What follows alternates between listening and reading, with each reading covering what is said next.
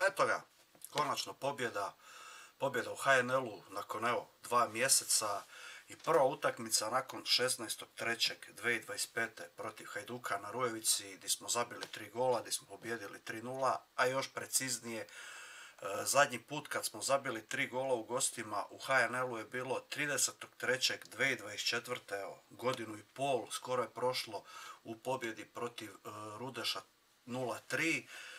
Nakon kojeg, evo, do jučerašnje utakmice nismo na 26 HNL gostovanja zabili 3 gola. Evo, nevjerovatno, ali istinito. Prvo bih htio pohvaliti trenera, jer nakon onog gostovanja u Armeniju dođeš u Veliku Goricu sa totalnim rasulom u vidu morala ekipe, pa i nas navijača na kraju. Ti napraviš 4 hrabre izmjene, ubaciš malog Tačija, izbaciš do sada nedodirljivog Jankovića i dobiješ na terenu ovo što smo dobili. Pa evo, počeo bi nekako od zadnje linije, odnosno od golmana, prošao svakog igrača po redu. Pa evo, za zlomislića usudio bi se reći do one gluposti od gola koji je bio u razini Monty Pythona, jako dobar, siguran, obranio par nezgodnih lopti i izgledao je puno bolje nego zadnjih mjesec, dva, gdje je bio sve osim siguran.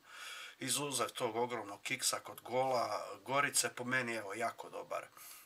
Husić isto dobar, vidi se tu još traženje i povremeni izleti u prazno, ali treba ga trpiti i dati mu kontinuitet. Evo, mislim da bi on mogao biti itekako koristan ako nastavi Sanchez forsirati igru sa 3 stopera. Nadodao bi da je on od svih stopera možda najopasniji kod kornera ili kod prekida i često se nađe na pravom mjestu, što je i pokazao kod gola protiv Lokomotive, a i one prečke protiv Vukovara. Majstorović, evo, klasična njegova utakmica, dobar, mada je i on reagirao kako je kod onog primljenog gola, ali sve u svemu dobar u defanzivi, rekao bi klasični Majstorović. Radeljić, evo, tata mata ponovno u obrani, odlično pokrivanje te lijeve strane gdje je bio usamljen Bogojević, stvarno evo doktorski odrađena još jedna utakmica. Lasickas isto odličan, jako puno bitnih i dobrih startova je napravio gdje jako moglo biti opasno, fizički je slabiji igrač, ali želje i srca nije falilo, nije toliko napadao ovaj put, ali to je bilo za očekivati pošto smo na desnoj strani imali Tačija da odrađuje te ofenzivne poslove. Uglavnom sve u svemu jako dobra utakmica, dečko koji je stvarno uvijek isporučio kad god je igrao ove sezone, a igra evo, na svim bočnim i krilnim pozicijama na terenu. Bogojević, evo, po meni najugodnije iznenađenje, za razliku od Lasickasa nije imao pomoć od lijevog krila, pošto smo igrali bez lijevog krila.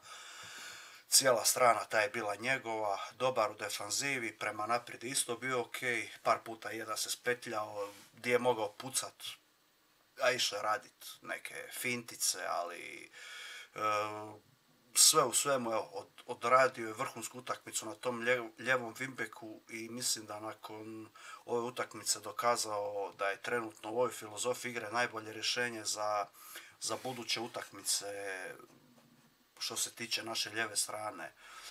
Petrović, evo, težak posao ima u sredini, pogotovo kad se pogleda pored sebe, odnosno u sredini imao 2 po stilu igre, ipak ofenzivnija igrača. Imali smo u ovoj utakmici puno praznog prostora kroz sredinu, što je i razlog kad imaš, mislim, opravdavajući razlog kad imaš Dantaša i Fruka kao jedine igrače u sredini u sebe. Sve u svemu težak zadatak je biti neka jedina defanzivna osmica i mislim da je konačno i on odigrao jako dobru utakmicu. Dantaš, evo, konačno previše puta tu riječ spominjem, ali nakon ovakvih partija jedina prava riječ je to, evo, njegova nakon dugo vremena dobra utakmica, bio je pomaknut prema naprijed, što se odmah pokazalo da on jednostavno nije ono što se do sada tražilo od njega pod Sanchezom, a pogotovo pod Đalovićem. Na kraju, evo, i gol ga je nagradio, taj odbijanac Tepin ili kako već hoćeš, ali Tepin taj koji ne bi došao da nije bio toliko pomaknut prema naprijed, evo, od mene veliki palac gore za Dantaša. Onda Toni Fruk, šta reći, evo, doktor nogometa, srce i mozak naše ekipe. Ovaj puta, evo, malo povučenije nego inače, ali trošiti riječi o tom dečku stvarno više nema smisla. Imao je problema u distribuciji lopte, ti mu se doslovno kod svakog primanja odmah zakače 3 igrača na leđa gdje je teško brzo reagirati. Naravno, ako te niko ne prati, nešto što je u biti bio problem do ulaska Džeja, odnosno izlaska Čopa. I evo, na kraju je sve zaključio golom i onom, ajmo reći, asistencijom za prvi gol, koji nije bila direktna asistencija, ali svi znamo šta je napravio. Tači, evo, 18-godišnjak koji je debitirao i u 60 minuta igre pokazao više nego Menalo, Butić i Rukavina zajedno u cijeloj sezoni. Par lijepih prodora po desnom krilu, svaki put bez previše pimplanja i ne znam čega, di je slao te povratne lopte u 16-terac, di se čak na račun toga par puta opasno zakuhalo ispred gola Gorice. Jako dobar debio ovog mladog dečka, evo, kojem želim puno sreće i puno još nastupa u našem dresu. Samo se nadam da neće krenut nekakve kritike čim se dese loše utakmice, koji će sigurno biti. Trebamo jednostavno dati šansu, kontinuitet i igra će sama po sebi doći. Ima kvalitetu, to se vidi iz aviona. Evo, velika podrška i bravo Tači. Čop, daleko, evo, po meni najslabija karika u ekipi jučer, očajna forma, mjesecima unazad potvrđena u još jednoj utakmici. U biti samo je nastavio tamo gdje je stao. Imao je tu, eto, veliku šansu koju je na kraju Dantaš nakon obrane zabio, ali sve u svemu po meni je jedina slaba točka u ekipi. Rezerve neću previše komentirati, komentirat ću samo igrača koji nam je na kraju i riješio utakmicu. Naravno, riječ je o Adu Adžeju. Nakon utakmicu u Vukovaru gdje je Adu Adžej dobio prvu šansu u HNL-u i gdje je dobio užasnu ocjenu. Rekao sam da dečku u kontinuitetu treba dati šansu, jer se izborio za par velikih prilika, dobro se kretao, evo, falila je preciznost, ali najbitnije je se nalaziti u šansama, jer ako se nalaziš, naravno da će i krenut golovi.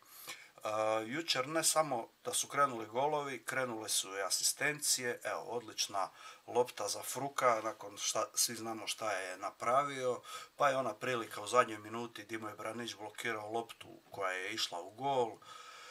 Ta je konkurencija dobra, imao bi opravdanje da ne kreće svaku utakmicu prvih 11, pošto je riječ o mladom igraču, ali kakvi su trenutno Čop i Jurić, Adžej jednostavno mora biti prva naša špica i mislim da i u presingu kad nemamo loptu može više dati od Čopa i od Jurića. I još jedna stvar koju bi pohvalio je Sančezovo puštanje Jankovića na klupi. Evo, da se mene pita, ne bi ga ni uvodio jučer, ali ajde, odgojna mjera, evo, da nismo neka seljačka zadruga di si igrači ne mogu dozvoliti jednostavno da rade takve crvene kartone, ono, nešto si sjebao sebe i ekipu, mogo si i čovjeku, tom igraču Noju upropastiti karijeru i slomiti mu nogu i nadam se da tim potezom Jankovića će prestati ovaj cirkus ove sezone gdje smo dobili ogroman broj crvenih kartona i ogroman broj penala kontra nas. Na kraju krajeva kad se sve zbroji, jako dobra utakmica gdje smo Goricu stavili bez prave velike šanse, svi njihovi udarci su uglavnom dolazili izvan 16 metara, gdje bi opet pohvalio cijelu obranu jer im u 90 minuta nismo dali niti jednom da dođu u poziciju da pucaju zbiljni unutar 16-terca. Jedino što po meni bi se trebalo možda malo više forsirati je to da jedan od stopera izlazi više prema sredini terena, to je više prema centru, gdje definitivno Petroviću treba više pomoći kad nemaš pravu šesticu. Evo, hvala Darko još jednom. I onda bi trebalo pomoć tog jednog stopera kad protivničke ekipe kreću u te polukontre ili kontre i mislim da je Husić tu najbolji kandidat za tako nešto, ali treba još vremena da se to sve skupa posloži. Zato evo, nemojmo sad dizat Sančeza, niti ga pljuvat kad dođe loš rezultat. Čovjeku jednostavno traja još vremena, jer ovo su ogromne promjene kako u taktici, tako i u zadaćama igrača, i igra nam konačno ima smisla, ima i mana još dosta, ali strpljenja, pa onda u konkretan shopping na zimskom prijelaznom roku. Evo, slijedi nam reprezentativna stanka i odmor od HNL-a 12-13 dana i nadamo se već ovaj tjedan da ćemo se kvalificirati na svjetsko prvenstvo. Sad ćemo jedan dan, da li sutra ili preko sutra, napraviti neki live sa komentarima na ovu završnu prvu četvrtinu prvenstva i na dolazeće utakmice reprezentacije. I evo, hvala svima na gledanju, lajkanju, subscribanju i svemu tome. I vidimo se kod nekog sljedećeg videa ili live-a. Pozdrav!